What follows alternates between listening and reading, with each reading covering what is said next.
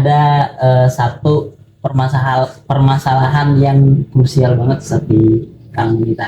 Jadi tiap tahun orang-orang Islam di Indonesia pasti menemukan masalah ini, yakni di mana kita itu selalu berbeda pendapat dalam penetapan awal bulan Ramadan dan awal bulan Syawal. Dan perbedaan pendapat tersebut pasti ramai banget dan bikin kita bingung, Ustaz. Jadi gimana sebaiknya sikap kita dalam menyikapi perbedaan tersebut dan kita harus ikut mana? Dan pertanyaan selanjutnya, apakah di luar negeri, contohnya seperti di Iran yang antum pernah di sana, itu terjadi juga perbedaan pendapat semacam ini? Dan bagaimana kalau semisal terjadi, bagaimana sikap masyarakat di sana dalam menghadapi perbedaan pendapat tersebut? Ya, bagus. Bismillahirrahmanirrahim. Allahumma shalli ala Muhammad wa ali Muhammad. Allahumma shalli ala Muhammad. Ana berusaha menjawabnya sesuai dengan pengetahuan Ana yang sedikit ini. Tapi antum jangan merasa cukup dengan jawaban ini. Antum harus cari lagi dari ustaz yang lain yang lebih luas jawaban yang antum peroleh nantinya. Ya. Memang tidak diragukan lagi bahwa masalah penetapan awal bulan itu, khususnya awal Ramadan dan awal Syawal, sejak dahulu terjadi ikhtilaf.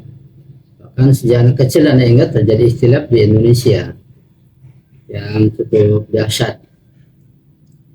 Dan ini pun perlu kita pahami dengan baik supaya kita lebih dewasa dalam menghadapi masalah ini. Setahu Ana dalam masalah Ru'yatul Hilal, penetapan hilal itu atau awal bulan, ada dua metode. Ada metode hisab, ada metode ru'yah. Hisab dengan hitung-hitungan tanpa ru'yah. Kalau ru'yah itu melihat hilal, melihat terbitnya bulan menjelang terbenamnya matahari, dia akan muncul di tempat yang datar, di pinggir lautan misalnya, atau di Sahara. Di sana ketika matahari tenggelam tidak ada penghalang, dia akan nampak gitu. Kalau terlihat, itu namanya metode ru'yatul hilal. Karena ada hadis sumu li ru'yah wa afturu li ru'yah. Berpuasalah dengan dasar ru'yah, juga iftar akhiri Ramadan dengan dasar ru'yah. Jadi ada dua pandangan ulama tentang penetapan awal bulan, dengan metode hisab atau dengan metode ru'yah. Baik di kalangan Ahlus Sunnah maupun di kalangan Syiah sendiri dapat dua metode. Dan di kalangan Ahlus Sunnah misalnya NU biasa menggunakan metode ru'yah. Muhammadiyah juga menggunakan metode hisab. Walaupun NU dan Muhammadiyah sama-sama Ahlus Sunnah, tapi keduanya berbeda dalam menetapkan awal bulan. Sama-sama Sunni. NU Sunni, Muhammadiyah juga Sunni juga, tapi dalam masalah ini berbeda pendapat. Ya. Dan itu pendapat yang kuat adalah dengan menggunakan metode ru'yah. Nah, kalau di Ahlul Bait atau di Syiah, pendapat yang menggunakan hisab itu setahu ana dianggap sangat lemah sekali. Dapat masyhur dengan ru'yah. Bahkan setahu ana yang menggunakan metode hisab itu hanyalah seorang ulama sudah wafat, Ayatullah Al-Amma Syed Muhammad Hussein Sallallahu. Dia menggunakan metode hisab dan tidak dipakai karena beliau dianggap syadz, dianggap lemah begitu. Yang masyhur metode ru'yah. Nah, apakah metode ru'yah ini juga tidak terjadi ikhtilaf? Tidak ada ikhtilaf. Walaupun menggunakan metode ru'yah, tetap ada ikhtilaf di antara mereka. Karena sulitnya menentukan dan menetapkan ru'yah itu atau hilal tersebut. Bagi di kalangan ahli sunnah sesama sunni yang menggunakan metode ru'yah, kemudian di kalangan ulama Syiah yang juga menggunakan metode ru'yah juga ada ikhtilaf sama mereka. Begitu. Kenapa demikian? Anak pernah merenung, berpikir, kenapa kok terjadi ikhtilaf begitu dahsyat? Padahal zaman sekarang menggunakan metode tersebut ru'yah dengan alat juga, alat apa teropong itu, ya teleskop, sudah cukup canggih, tapi itu tetap ada istilah. Ya, ada yang mengatakan bahwa masih banyak masalah-masalah yang kita hadapi dalam hidup ini yang tidak bisa diselesaikan kecuali oleh imam zaman, oleh Imam Mahdi. Ada sebagian masalah politik, masalah sosial, masalah ibadah, masalah damai peperangan, masalah keluarga, banyak masalah yang hanya imam zaman yang bisa mengatasi. Anda pikir ini pun bagian dari masalah yang hanya imam zaman bisa mengatasi. Karena buktinya tadi Anda menyinggung tanya masalah kondisi di Iran. Di Iran, di kamu sendiri Anda pernah di sana itu, pernah belajar di sana, yang semua ulamanya ulama Syiah Imamiyah, semuanya ulama Syiah Imamiyah, para maroji, dan mereka masing-masing punya tim, dan tim mereka bukan satu. Seperti Rahabar misalnya, Imam Ali Khamenei itu punya tim bukannya satu dua, punya tim banyak yang sudah terlatih, mereka alim, alat yang canggih, menyebar untuk meruqyah Ru'yatul Hilal. Tapi kok ketika pulang ada istilah juga. Marja yang lain, Ayatullah Jafar Subhani, Ayatullah Nur Hamadani, Ayatullah misalnya Ajadi Amoli, Ayatullah banyak sekali Ayatullah marja di sana, masing-masing punya tim. Karena marja itu mandiri, mereka bisa masing-masing disebar timnya dengan pengetahuan yang cukup alim dan dengan alat yang canggih. Pulang tetap terjadi ikhtilaf. Mengherankan bukan? Padahal ini secara kasat mata atau ini dikatakan melihat sesuatu yang hisi, yang indrawi, yang materi, mencari juga ikhtilaf. Itu keajaiban alam, termasuk sirrun min asrar ilahiyah. Di situ kita nggak paham. Cuma bedanya sepaham anak, kalau di Indonesia keributan itu di media sosial kita lihat parah, sampai saling menjatuhkan, saling mencaci, sangat disayangkan. Tapi di Iran, Anda langsung saksikan sendiri ada ikhtilaf di antara marja. Mereka sepi, seperti nggak ada. Ya masing-masing silakan. Tetap marja silakan, marjabi silakan, marja silakan, nggak ada masalah. Cuma dua bedanya, besok puasa atau tidak. Yang puasa tetap puasa silakan. Besok lebaran silakan juga. Nggak ada beda, nggak ada ikhtilaf secara kepermukaan yang menampakkan permusuhan. Nggak ada sama sekali. Tapi Indonesia seperti itu. Itu salah satu hasil kita yang Anda paham kenapa jadi seperti itu. Jelas ya? Nah, kemudian mengenai masalah hilal ini Anda tambahkan salah satu bahasan yang cukup luas yang Anda pahami, sepaham Anda, nanti koreksi lagi, lihat lagi, termasuk luas cakupannya masalah ru'yah.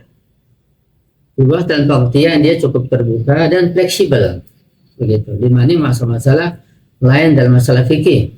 Gimana fleksibelnya? Begini, ketika antum misalnya ingin melakukan ru'yah sendiri, antum punya ilmu, tinggal pergi ke pantai tempat matahari tenggelam atau ke padang Sahara tempat matahari tenggelam, anda tahu ilmunya, anda lihatin saja, anda lihat jamnya, terus anda lihat nanti berapa derajat.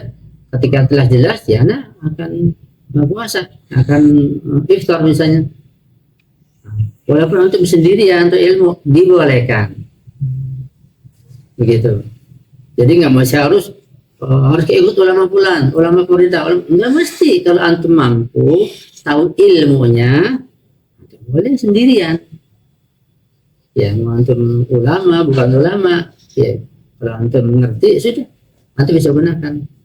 Nah kalau antum mengandalkan orang lain, dua syaratnya. Pertama yang antum andalkan itu dia siqoh, antum percaya dia punya ilmu yang cukup, kemudian jujur. Gitu.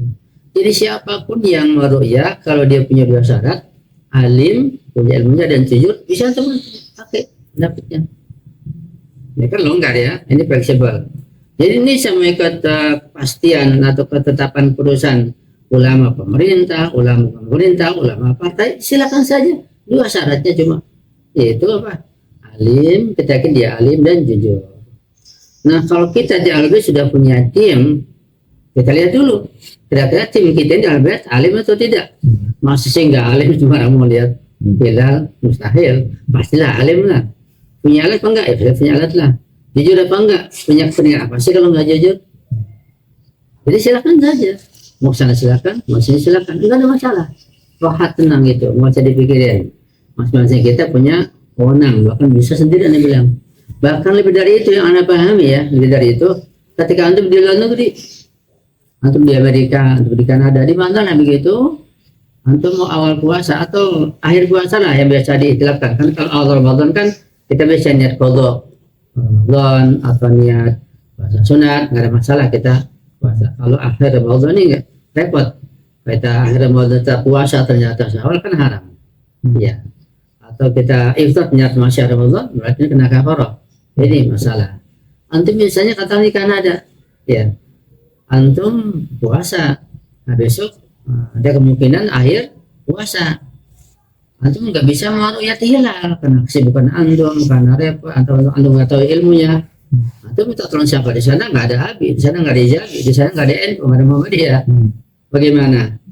Tapi antum punya teman antum akrab, dia jujur, alim, ngerti, dia pernah belajar ilmu astronomi, ngerti lah, punya alat juga. Antum minta tolong sama dia, boleh nggak? Boleh minta tolong sama dia, asal tadi dua syaratnya, dia alim, ngerti dalam ilmu ini, bukan alim fikih, enggak ngerti dalam masalah ini saja. Kemudian dia jujur, nah dia pergi untuk menolong antum, padahal dia non muslim, itu dibolehkan saking longgarnya. Begitu.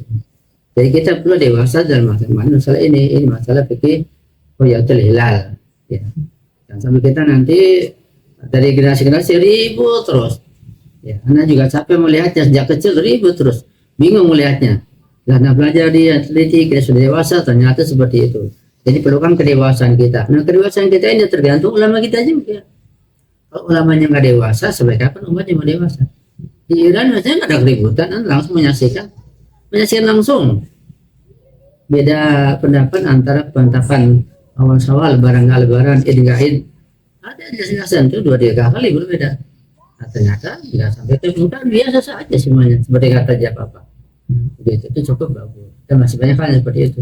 Ya. Mungkin sudah cukup jelas.